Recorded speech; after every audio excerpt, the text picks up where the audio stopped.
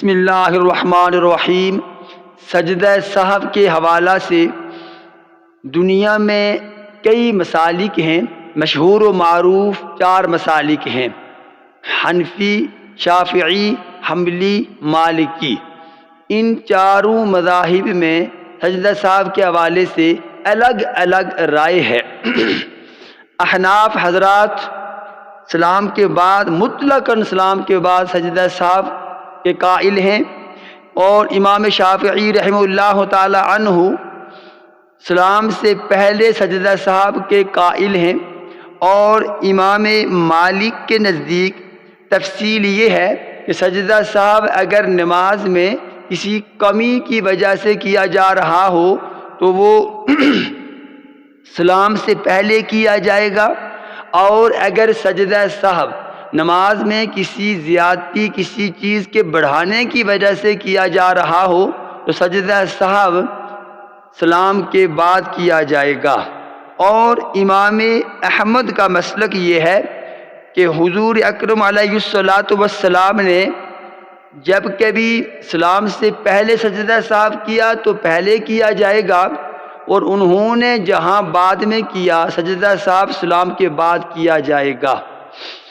چاروں مسالک کے پاس دلائل موجود ہیں احادیث نبویہ کی روشنی میں، جو اس بات کے قائل ہیں تینوں ائمہ کرام کہ سجدہ سہو سلام پھیرنے سے پہلے کرنا چاہیے۔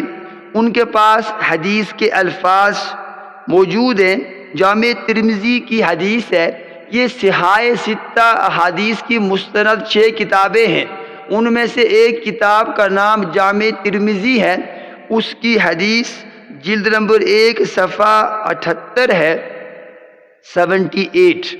فرماتے ہیں فلما اتم صلاتہ سجد سجدتین یکبر فی کل سجدۃ وهو جالس قبل ان یسلم، کہ حضور اکرم علیہ الصلوۃ والسلام نے اپنی نماز کو مکمل کیا، پھر 2 سجدے کیے، ہر سجدہ میں آپ نے تکبیر کہی، وہو جالس قبل ان یسلم، سلام پھیرنے سے پہلے آپ نے 2 سجدے کیے۔ یہ تینوں ائمہ کے نزدیک دلیل ہے کہ سجدہ سہو سلام پھیرنے سے پہلے کرنا چاہیے۔ یاد رکھیے، سجدہ سہو سلام پھیرنے سے پہلے کیا جائے یا بعد میں کیا جائے، دونوں طرح جائز ہے۔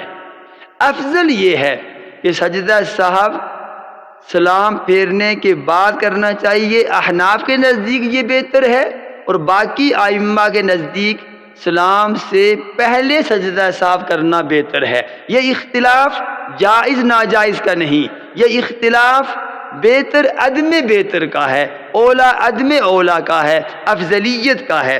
اب امام اعظم ابو حنیفہ رحمہ اللہ تعالی عنہ کے نزدیک جو اس بات کے قائل ہیں کہ سجدہ سہو سلام پھیرنے کے بعد کرنا چاہیے، ان کے پاس 6 دلیلیں ہیں، 6 کی 6 احادیث نبویہ پوری پڑھنا ٹائم کم ہے۔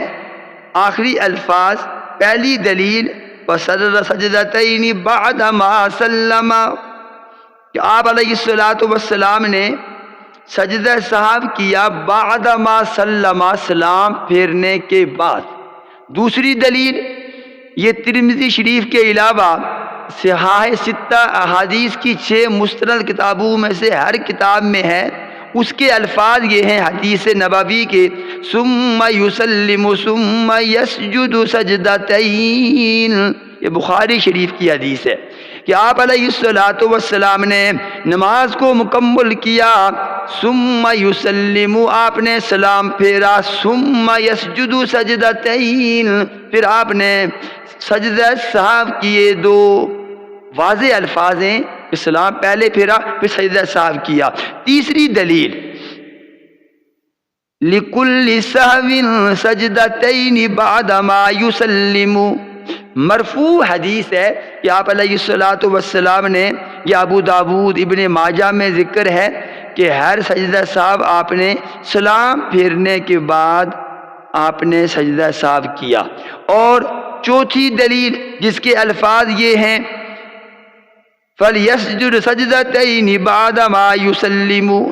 آپ علیہ الصلوۃ والسلام نے سلام پھیرنے کے بعد سجدہ سہو کیا۔ پانچویں دلیل، فَلَمَّا قَضَىٰ صَلَاتَهُ سَلَّمَ ثُمَّ سَجَدَ سَجْدَةَ السَّهْوِ۔ آپ علیہ الصلوۃ والسلام نے نماز کو مکمل کیا، اس کے بعد آپ نے سلام پھیرا، پھر آپ نے سجدہ سہو فرمایا۔ اور چھٹی دلیل، چھٹی احادیث نبویہ میں سے دلیل کہ آپ علیہ الصلوۃ والسلام کے بارے میں آتا ہے ثم سلم ثم کبر فسجد، کہ آپ نے سلام پھیرا، پھر تکبیر کہی اور سجدہ سہو کیا۔ لہٰذا سجدہ سہو سلام سے پہلے بھی کیا جا سکتا ہے اور سلام کے بعد بھی کیا جا سکتا ہے، نماز پر کوئی اثر نہیں پڑے گا۔ سجدہ سہو سے جو نماز کی کمی پوری ہوتی ہے وہ دونوں طرح سے پوری ہوگی، کوئی سلام پھیرنے کے بعد کرے یا پہلے کرے، لہٰذا اس کو وجہ نزاع، جھگڑے کی وجہ نہیں بنانا چاہیے۔ ہاں، دین کا فہم اور سوجھ بوجھ ہونی چاہیے۔ اللہ رب العالمین ہمیں دین کو اخلاص اور خلوص سے اپنانے کی توفیق عطا فرمائے، اور دوسرے کی دلیل کو، دوسرے کی رائے کی قدر کرنے کی، اس کو بھی ترجیح دینے کی اور اسے بھی حق سمجھنے کی اللہ توفیق عطا فرمائے۔ آمین ثم آمین۔ وما علی الا البلاغ المبین۔